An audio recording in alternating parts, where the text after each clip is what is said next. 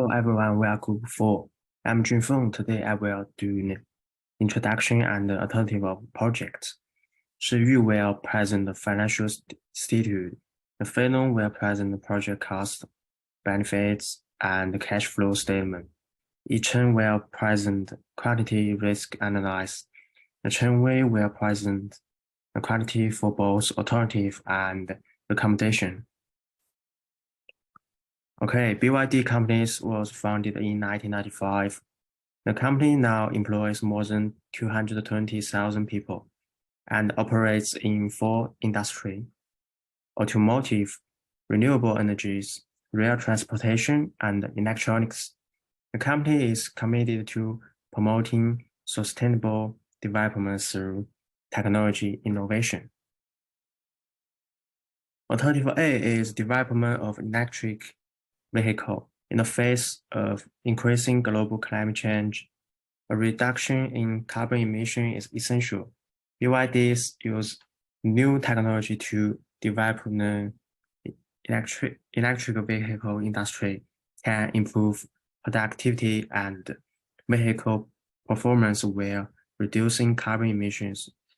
The development of electric vehicles is a solution that can bring long-term benefits to the company. Alternative B is maintaining the existing production system for fuel vehicle. The company's existing system continue to produce internal combustion engine vehicles, and also this business has entered a bottleneck due to environmental concerns. It still has a large market share in China based on the company's business model of more than a decade. Next, I will introduce the cash flow statement of two different streams. Three types of project costs are introduced, and the capital cost is the cost of the employer, personnel, and the materials. Advertising and after-sale expenses are classified as operating costs. Second is the projection of taxes, like shareholder and the investment fee are factored in. These project costs are divided into categories. One is the fixed cost, and this type of cost will not be affected by change in business volume. The other is a variable cost, which will change in direct proportion with changes in business volume. The next section describes the benefit and that both options can bring.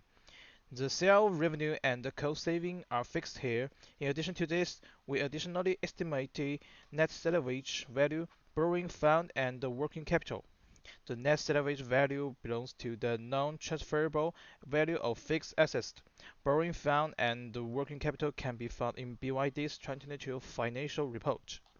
In the next PowerPoint, I will introduce the detailed cash flow statement of Alternative A and B.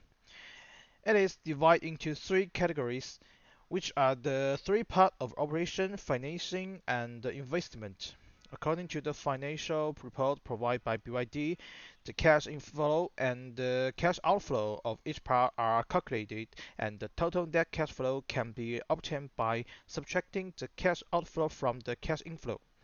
The value of the three parts are then summed to find the net income of the two streams in different years. In this way, we can intuitively see the difference between the two different streams. Hi guys, it's Xu here. I would like to present a comprehensive financial analysis comparing two projects undertaken by BYD in 2022. An electric vehicle project and a fuel vehicle project. By evaluating financial indicators, we can gain valuable insight into economic feasibility and profitability of this project. First, let's consider the net present value, which measures the total value of the project. Future cash flow discounted to their present value. The NPV of the electric vehicle project is significantly higher than the fuel vehicle project, indicating its greater potential for profitability. Next, let's examine the payback period, which indicates the time required for the project to recover its initial investment. The electric vehicle project has a remarkable short payback period, suggesting a quick rate of return compared to the fuel vehicle project. Furthermore, we can assess the project economic benefit by analyze the benefit cost ratio. The BCR of the electric vehicle project is notably higher than 1, indicating a stronger cost-benefit relationship compared to the fuel vehicle project. Additionally, we can consider life cycle cost, which accounts for the total cost of the project over their entire lifespan. The electric vehicle project exhibit a higher LCC compared to the fuel vehicle project, reflecting a large capital investment requirement. Equivalent annual cost evaluates the cost of the project spread evenly over the equivalent annual fee. In this case, the BYD's EV project, the EAC is significantly higher compared to the fuel vehicle project. This indicates that the electric vehicle project has a higher total cost over its lifespan. The internal rate of return calculated the potential rate of return on an investment project. The IRR of BYD's EV project is higher than the IRR of the fuel vehicle project. This suggests that the electric vehicle project has a higher expected return on investment compared to the fuel vehicle project. Thank you. Okay, so it's trend present for the qualitative risks analysis. Electric vehicle production and traditional internal combustion engine vehicle production both carry risks that can impact profitability and project feasibility. Qualitative risk analysis involves subjective judgments, while quantitative risk analysis relies on validated data. Qualitative risks of EV production include health and safety hazards, such as chemical exposure, noise-related risks, and mechanical dangers. Environmental risks include carbon emissions, water pollution, and land use impacts. On the other hand, risks associated with ICE vehicle include the possibility of flooding and fire incidents due to the factory location. Additionally, both options face risks related to resource allocation and supply chain disruptions. Next is the quantitative risk analysis. Sensitive analysis, we calculate NPV by changing the input by -20% to 20%. It can be found that the change of total income is the most sensitive, which will cause a huge change in NPV, while the change of initial investment is the least sensitive.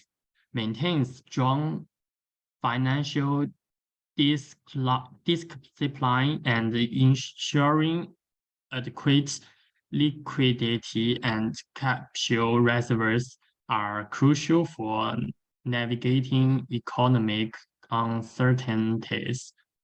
In conclusion, conducting a comprehensive risk analysis is vital for BYD company by identifying and understanding the risk associated with competition, technology, operation, environment, and finance. BYD can develop effective risk management strategies. This enables the company to seize opportunities and maintain its position as a leader in the electric vehicle industry. All right, this is the suggestions and the recommendations for the project we chose.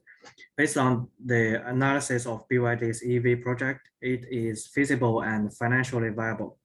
The project demonstrates a high internal rate of return and a short payback period, indicating potential profitability and quick capital recovery.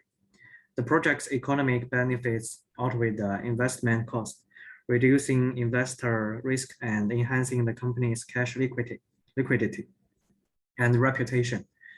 The global focus on energy dependence and environmental issue further supports the project's development, driven by increasing demand for electric vehicles and favorable government policies.